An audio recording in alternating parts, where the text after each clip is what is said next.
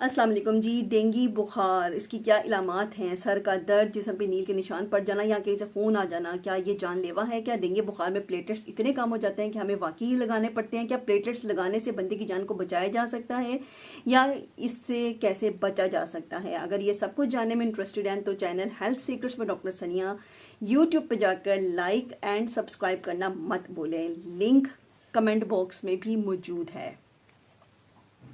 अस्सलाम वालेकुम जी। डेंगू बुखार की अलामात क्या होती हैं? डेंगू बुखार क्यों फैलता है? डेंगू बुखार का वेक्टर क्या है? डेंगू इटसेल्फ एक क्या है? डेंगू बेसिकली एक बीमारी है जो कि मच्छर के काटने से फैलती है। मच्छर के काटने से अंदर क्या जाता है? मच्छर के काटने से एक वायरस जाता है जो कि डेंगू कराता है। वायरस वो मच्छर कैसा है जिससे हमें बचना चाहिए? वो मच्छर एक काले रंग का मच्छर होता है और आम मच्छर से ये बड़ा होता है और उसके जिस्म के ऊपर सफ़ेद सफ़ेद डॉट्स होते हैं। ये मच्छर कहाँ पाया जाता है? ये मच्छर छुपा हुआ खेल खेलता है। ये मच्छर पानी जहाँ पे इकट्ठा हो गया है ये वहाँ पाया जाएगा, लाइक गमलों के अंदर।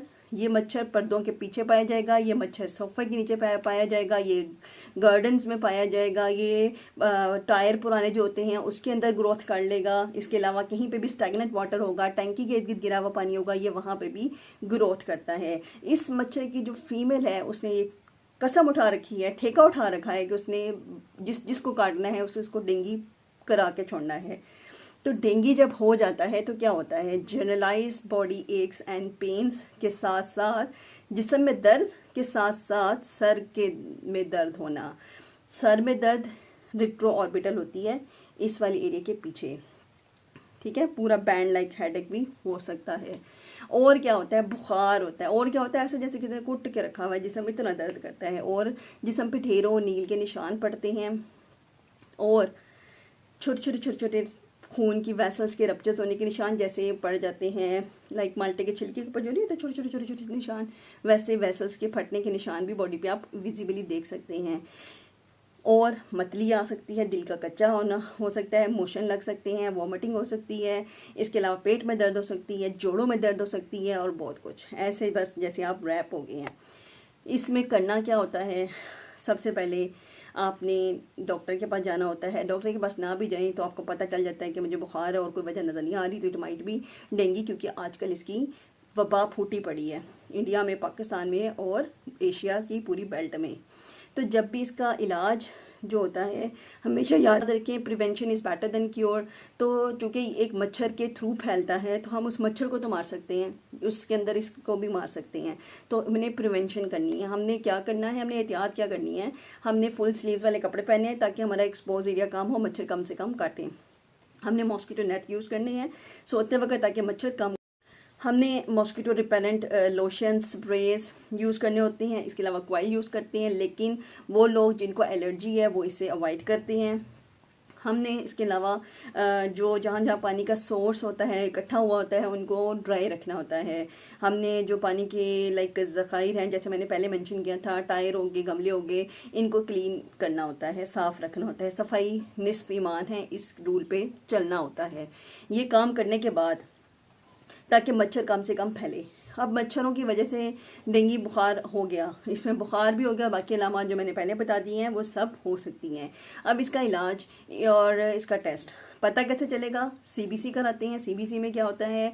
खून का ये टेस्ट है। इसके अंदर हम देखते हैं तो प्लेटलेट्स 150 से कम होते हैं। प्लेटलेट्स 150 से कम होते हैं। इसके अलावा टीएलसी डब्ल्यूबीसी काउंट वो भी हमारा 4000 5000 से कम होता है। अब दोनों चीज़ें कम होगी। फिर हमने क्या देखना है? हमने हेमाटोक्रिट देखना होता है। ये कम भी हो सकता है, 30 से कम, और 50 से ज़्यादा भी हो सकता है। इसके बाद हमने पेशेंट को सिंपल ब्रेस्ट एडवाइस करना होता है, एडिक्वेट हाइड्रेशन एडवाइस करनी होती है और सीबीसी रिपीट करवानी होती है आफ्टर 24 आवर्स। अगर 24 आवर्स एक दिन के बाद हमने सीबीसी कराई और उसमें ये तीनों चीज़ें मज़ीद ख़राब हो गई हैं, 20,000 से उनका लेवल कम हो गया है, तो हमने फ़ौरन हॉस्पिटल में एडमिट हो जाना है। और अगर ये नॉर्मल चल रहा है तो हमने कुछ नहीं करना। अगर जिस्म पे नील के निशान पड़ गए हैं या कहीं से खून आना शुरू हो गया है तो ये भी एक ख़तरनाक अलामत है। इसमें भी हमने फ़ौरन हॉस्पिटल में एडमिट हो जाना होता है, वरना सिंपल पैराडोल, जूसेस, दूध, लस्सी, पानी जितना पिएं वो आपको बुखार से बाहर निकाल ही देता है। 3 से 5 दिन लगते हैं और आप सेट हो जाते हैं। लेकिन अगर प्लेटलेट्स कम हो गए हैं तो इसको इग्नोर नहीं करना। 20,000 से कम प्लेटलेट्स और जिस्म पे कहीं से भी खून आ जाए तो इसमें हम प्लेटलेट्स ट्रांसफ्यूज़ भी करते हैं, लेकिन डॉक्टर के मशवरे के बाद। कब इमरजेंसी जाना है मैंने बता दिया है, कोई नील के निशान पड़ जाए, कहीं से खून आ जाए, या प्लेटलेट्स ज़्यादा से ज़्यादा कम हो रहे हैं, ठीक है, या आपको बीपी लो हो गया, चक्कर आ रही है और आप अपनी बीपी की स्टेबिलिटी की वजह से सही तरह से बैठ नहीं पा रहे, इंस्टेबिलिटी की वजह से। इन कंडीशन में आपने डॉक्टर को कंसल्ट करना है, अदरवाइज हमने परेशान नहीं होना। पहले बता दिया प्रिवेंशन बेटर देन क्योर है, पहले एहतियात करनी है, फिर हो जाए तो इलाज करना है। और कुछ पूछना चाहिए तो कमेंट बॉक्स में फिर कर लें। और इसके अलावा ये डिटेल छोटी सी मैंने इकट्ठी करके बता दी है ताकि आपके नॉलेज में भी इजाफा हो जाए। हेल्थ सीक्रेट्स पर डॉक्टर सनिया चैनल का नाम है, यूट्यूब पे इस चैनल को लाइक करें, सब्सक्राइब करें। कुछ पूछना चाहें तो कमेंट बॉक्स में पिन करें, रील के नीचे भी इसका लिंक मौजूद है। अल्लाह हाफिज़।